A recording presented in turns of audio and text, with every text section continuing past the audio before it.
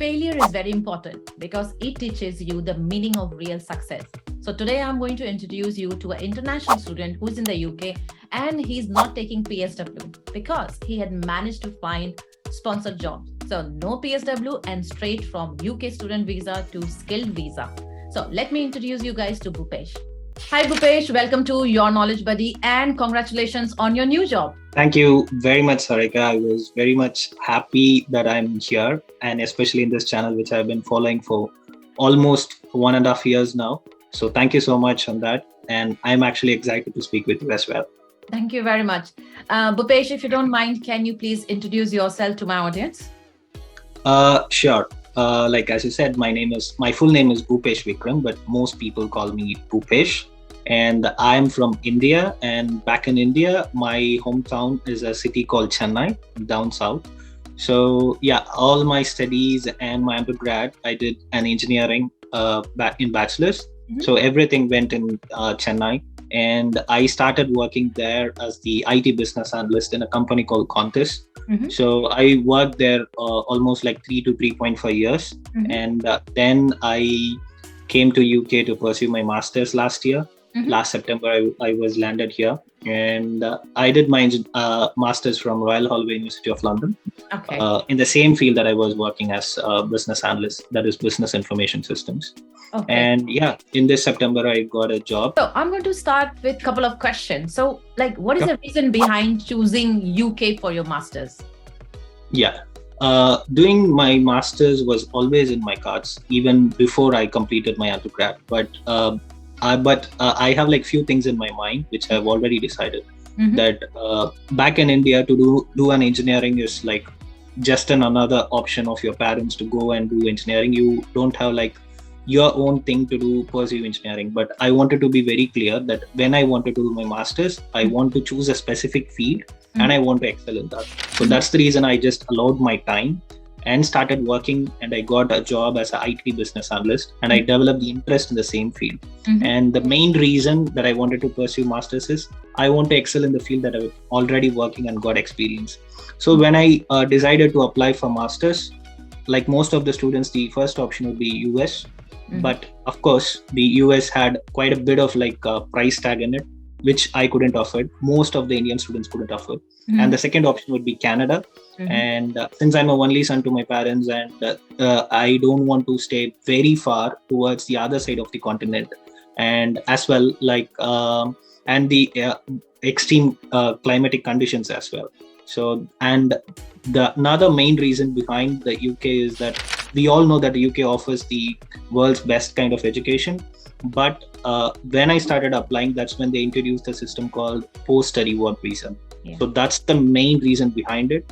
And of course, they do have scholarship schemes as well. I've got like few scholarships from few of the universities. Mm-hmm. So that's the main reason. But I would rate PSW is the first reason. And second reason is, as always, UK is one of the world's best leading masters for the international students. Mm-hmm. And third reason, close to India. Of course, close to India, and very good climate as well. You will have like summer, you will have proper winter. Yeah, very good climate as well.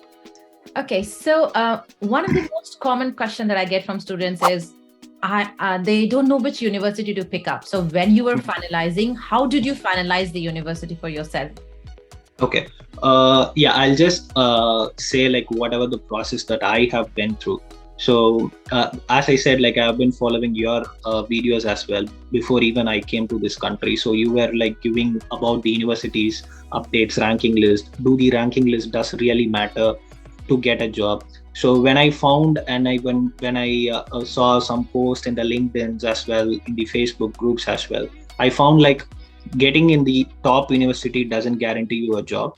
And at the same time, you need to calculate your expenses as well, because the financial situation might vary for the person to person, but there is no absolute 100% guarantee that whatever the university that you land, that you will get into a job. So you need to be pick your own choices. So I targeted like few of the top universities and the average universities and the low average universities as well when I started applying. Mm-hmm. But luckily I've got like offers from all the universities, and that's when I ruled out few universities because of the price tags, and as well as whether their distance between. I wanted to study in London. I'm excited to be in a part of London, so I choose like those universities falling under the London area, and that's the reason that I have choose the university that I've studied from. Okay, thank you. So on that note, I want to ask, because London is very expensive and expensive for Of course, students as well. So how of did you course. manage your studies, expenses, and your assignments? How did you do all that? Yeah. Master's course here in UK is like just 1 year, and it will go in a rapid space of time. And of course, you will get the Christmas holidays and the Easter holidays, but most of the holidays will go, especially doing your assignments and preparing for the exams and preparing for the interviews.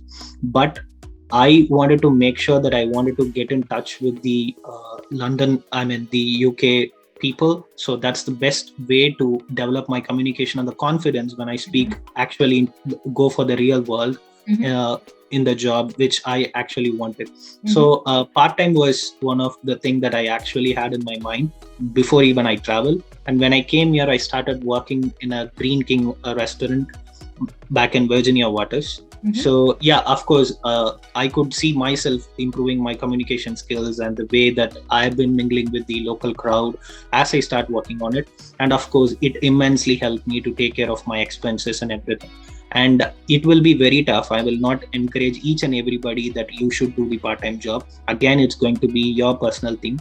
You should know about the workload of your universities and your capabilities of completing everything. Your ultimate priority should be the studies, because that's the first reason we are here. And if you could able to manage during in your weekends as well. I used to work only in the weekends, and that is sufficient for me to cover my expenses. And expenses in the sense, you should not think that I can do whatever I want in the London or in the London areas. The basic stuffs of expenses will be taken care of the part. I just wanted to make that point as well, because it doesn't cover your entire study fees. So it's just the basic of your 10 months of rent and the accommodations, everything will be taken care. Okay. But again, I wanted to stress, sorry to interrupt. Again, I wanted to stress, please consider studies as the first thing. And if you could manage the workload, please go for the part-time. It will immensely help you and gain you the confidence that you need in this country. No, thank you very much. I think you have shared really real insights from your personal story. Thank you very much. So when did you start applying for the job? Because you got a sponsored job already, which means you don't need a PSW. Yeah, you are already on a skill visa, right? So Yeah. when did you start, and what was your journey like? Yes, again, I might sound very interesting and very thing about this, because I landed on last year, September 1st. And to be very frank, I started applying for the jobs on September 2nd as well last year. But I'll definitely know that no company is going to be selected me, because I have like another 1 year of my masters to get completed. Yeah. But of course, I still wanted to try if they could offer me the part-time job for the next 8 months. And the main reason behind it is that I wanted to get into the zone of experiencing the interviews in this phase, so that it will be easy for me when I'm actually entering into the UK market. So I'll keep on update. I'll keep on up. It has become like an habit for me, like how I brush my teeth, how I take my bath. So every day I'll allocate like 30 minutes in LinkedIn and Indeed and other job websites that I have, and I keep on applying for that. And those jobs which I find like, yes, this is the job that I will really have some chances. I will sit and tweak the resume accordingly and put a lot of efforts for that and apply for them. And ultimately, I have received like few of the interviews. Totally, I would have attended 7 to 8 interviews. I mean, full rounds of interviews before this job. But many of the interviews, it's just the rejection, but it is completely normal. So it is like, I know that it is completely normal. And even in the few interviews that I have attended, one of the main reason would be the sponsorship, as well as that I have like, I'm still in my masters. They cannot like hire me immediately. They cannot wait for like 3-4 months. But that doesn't matter. It gives you a lot of confidence. The way they ask their questions, you prepare them. So yeah, it almost helped me. So I would say like, as early as possible, try to attend the interviews. It gives you the confidence, and it gives you the immense help in understanding how the interviews work here and what type of questions you can expect. So you'll be very much comfortable. Okay, so the 2 points that you mentioned here is about start early and then interview skills, because not everybody is good at interview. You need to Yeah. practice. The more you practice, better will be. So, can you tell me the difference between your interview, which happened in the UK, versus in India? Because you already have 2 to 3 years of experience. So, Yeah, what yeah. difference did you see? One of the main difference that I found, which I could found very later, not in the initial stages while I attend the interviews, like back in India, it is if you are the right person for the job, they will just stop the interview and they will select you. It's Mhm. comparatively easy to get a job there, but Mhm. here they will have like more inbound to the rules that they have for that they have to be like common for each and every candidate. Say for example, even though if you give like 100% of your interview, they are very much satisfied. Still, if they have like another 90 candidates to be interviewed as per their company standards, they will still go for that. You will be waiting for that, and who might know, like the 90th candidate would have been 1% extra more than you, so that might cost your job. So Mhm. this is the process that I found very unique, that everybody should be aware of that. If you Mhm. are losing your job, don't get disheartened, because it's not that you are not good at, someone else is more than better at you at that particular interview, at that particular company. So it's all about that. So you need to be like very much matured and patient about it. Mhm. And second thing is that when back in India, when you attend the interview, at least you could sense the how the interview is going, and from the reaction of the person sitting opposite side you, that you can sense. Yeah. But here might be like this is my personal experience.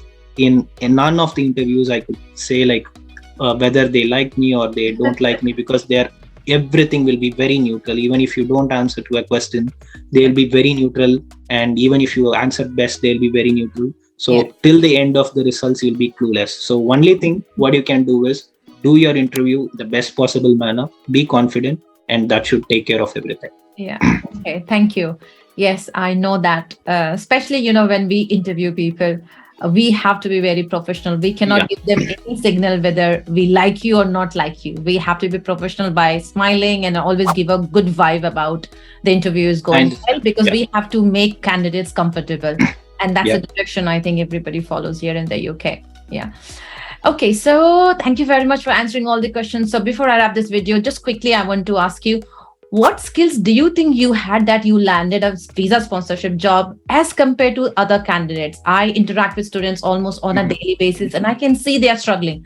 I have seen people with your kind of skill set, but still Mhm. they're struggling either to get a interview call, or if they get called, they get rejected. So what do you think you have in your profile which others don't have? Okay. So, as I said, like I've been working as the business analyst back in India. So, but I would say I have not stick only to the functional role of which the business analyst is bound to do in most of the scenarios. But as the digital world is changing, every job is getting evolved, and you need to get updated yourself. It's not that whatever the job that business analyst has been doing in the 90s and early 20s will land you job now. So I started investing myself in the technical skills, and I should thank my previous company contest for that, because they have been like they because of them whatever I am today is because of them. So like they have given me the full freedom to explore in different areas of technology. So I did my AWS server architect course as well, and I completed it. And I've been very much interested in the databases. Mainly, I worked with MongoDB and PostgreSQL.